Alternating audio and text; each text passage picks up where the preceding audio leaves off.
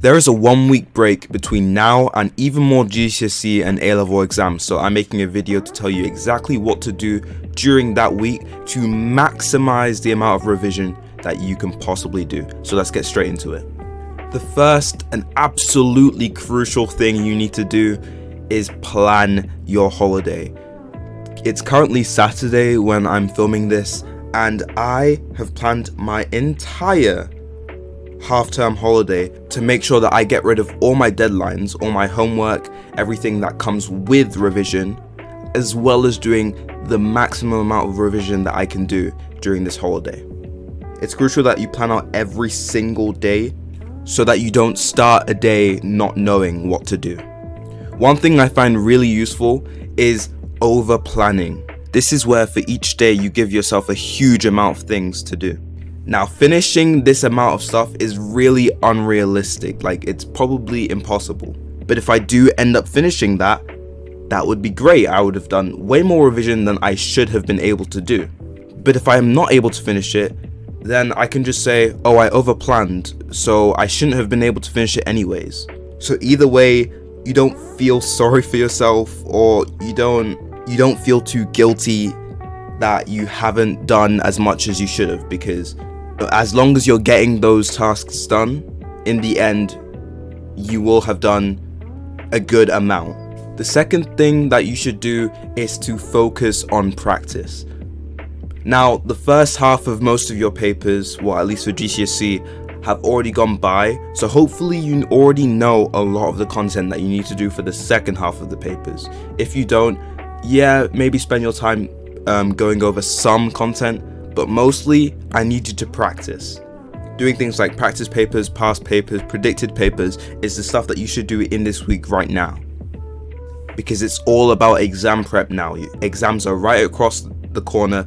You cannot be spending your time just going over content, because that in the long run might not help you as much as exam prep does. By the way, if you've gotten this far in the video, please consider subscribing. I'm nearly at 2,000 subscribers and I'd really like to reach that before the end of the week. So please go ahead and subscribe, and let's get back to the video. Now, despite my second tip, my third tip is that if you have made any flashcards, and flashcards are ways of going over content, then you should get them all done in this week. I've made a lot of flashcards for my A-levels. So basically what I'm going to do is every single morning, I'll go over as many as I can. And even though this isn't the exam prep that I'm talking about, going over flashcards will still make sure that you know all the content for that exam. So if you really do need to get content done, then flashcards and finishing your flashcards is the best way to do it. And I suggest doing this in the morning when you're probably the most productive, or at least hopefully, so that in the night you can do less and then therefore get better sleep and wake up earlier to do more flashcards.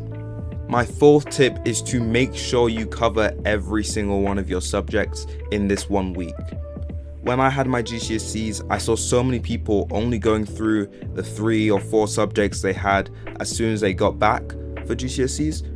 But the thing is, if you cover every single one of your subjects, that's immediately going to put you in a better position once you come back to school, because you won't have to go through the massive stress that comes with getting so much content and practice in the day before your exam, because you'll know that previously you revised some during the week and therefore you don't need to do as much, or at least put yourself as much under stress. This applies to A-levels too, even if you only have 3 or 4 A-levels. My fifth and final tip is to make sure to do something therapeutic or relaxing on the Sunday before GCSEs or A-levels restart.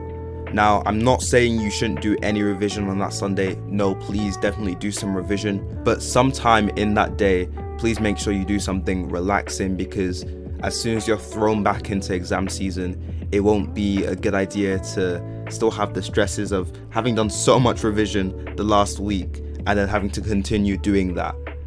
Reset your mind on that Sunday so that you can go back into GCSEs or A-levels feeling at least a bit more relaxed.